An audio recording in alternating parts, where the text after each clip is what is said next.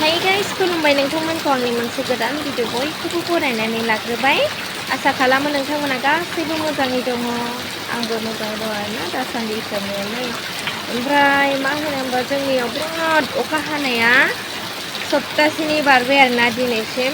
ओमफ्राय लाइनबो गैया माबो गैया, भिडिअबो आपल'ड होनो हायाखै, भिडिअबो बानायनो हायाखै। चार्ज गैयाबा आरो माबायदि भिडिअ बानायगोन आरोना लोगोफोर।